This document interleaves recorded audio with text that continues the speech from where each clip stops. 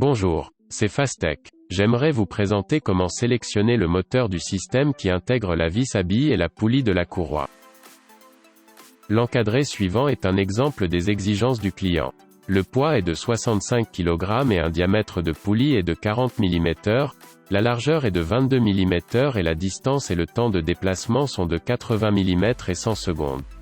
Le temps d'accélération et de décélération est de 50 secondes. Le système est fixé verticalement et fonctionne comme un axe Z. La force externe est de 265 kg. Pour utiliser le guide de sélection des moteurs de Fastech, accédez à la page d'accueil de Fastech et placez le pointeur de la souris sur l'onglet Support. Et puis vous pouvez sélectionner « Guide de sélection du moteur » ou vous pouvez cliquer sur l'icône « Guide du moteur » sous la fenêtre principale. Si vous accédez à l'écran du guide de sélection des moteurs, vous pouvez sélectionner et utiliser 4 types de systèmes comme suit. Le système actuel est un système combiné vis à billes et courroie poulie, donc si vous sélectionnez une vis à billes plus une courroie poulie, vous verrez un écran comme celui-ci. Si vous faites défiler vers le bas, vous verrez un écran où vous pourrez saisir les données. Il y a plusieurs cases, et vous n'avez qu'à entrer les données dans les cases jaunes. Le poids total de la table et de l'ouvrage est de 65 kg. Alors, entrez 65 dans cette case. Le diamètre, la longueur totale et le pas de la vis à billes peuvent être saisis en se référant au catalogue de la vis à billes utilisé par le client. Entrez 4 car le diamètre de la poulie est de 40 mm et l'unité est le centimètre, et entrez 2.2 car la largeur de la poulie est de 22 mm. Guillemets doubles. La partie suivante est la force externe. La force externe est une force qui est continuellement appliquée à la charge, à l'exclusion du poids de la table et de la pièce à usiner. Dans cet exemple de système, entrez 265 car la force externe est de 265 kg. L'angle d'installation est de 90 pour l'axe Z, entrez 8 cm pour la distance de déplacement, 100 secondes pour le temps de positionnement et 50 secondes pour le temps d'accélération-décélération. Guillemets doubles. Puisque la boîte de vitesse n'est pas appliquée, entrez 1 pour le rapport de démultiplication et 1 pour le rendement. Ceci est un exemple sans boîte de vitesse, mais si vous utilisez une boîte de vitesse, vous pouvez saisir le rapport de transmission de la boîte de vitesse. Entrez 10 pour 1 à 10 et 18 pour 1 à 18. Dans le cas de l'efficacité des engrenages, si vous utilisez une boîte de vitesse planétaire, l'efficacité est généralement de 90%, veuillez donc entrer 0. 9. S'il s'agit d'un réducteur planétaire à 2 étages, la valeur serait de 0. 9 fois 0. 9, soit 0. 81. Si vous utilisez une boîte à vis sans fin, le rendement général est de 50%, veuillez donc entrer 0. 5. Le rapport de sécurité est une valeur choisie de manière empirique par l'ingénieur compte tenu des incertitudes.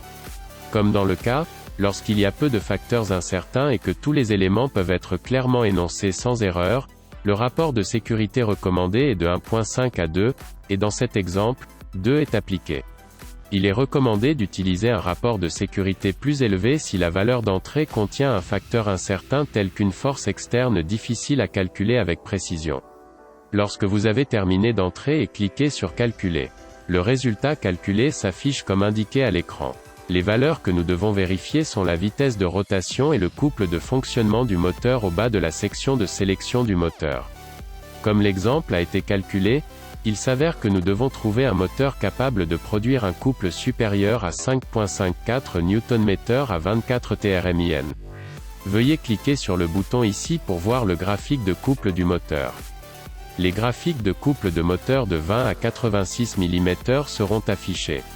Les moteurs 86L et 86XL produisent un couple supérieur à 5,58 Nm à 24 TRMIN.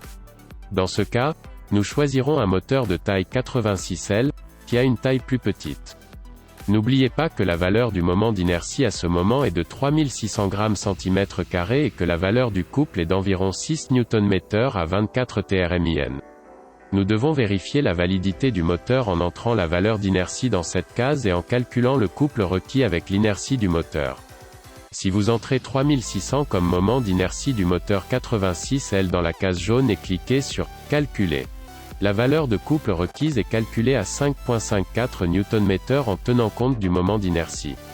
Étant donné que le moteur 86L peut produire un couple de 6 Nm à 24 TRMIN, 5.54 est une plage acceptable.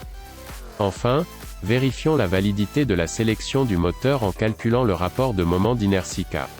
Le moment d'inertie K est la valeur obtenue en divisant l'inertie de la charge par l'inertie du rotor, et s'il dépasse le rapport d'inertie recommandé, le moteur peut sortir, s'arrêter ou vibrer. Les moteurs pas à pas typiques permettent des rapports d'inertie de 1 à 5, à 1 à 10, tandis que les moteurs pas à pas en boucle fermée peuvent autoriser des rapports d'inertie allant jusqu'à 1 à 30. Il n'est pas recommandé d'utiliser le moteur si cette valeur dépasse 30 car cela pourrait causer des problèmes. Si l'inertie de la charge est trop grande et que le rapport d'inertie dépasse 30, utilisez un moteur plus gros ou une boîte de vitesse pour réduire le rapport d'inertie. Dans ce cas, le rapport d'inertie est de 0,35. Nous supposons donc que le moteur de taille 86L convient au système d'exemple.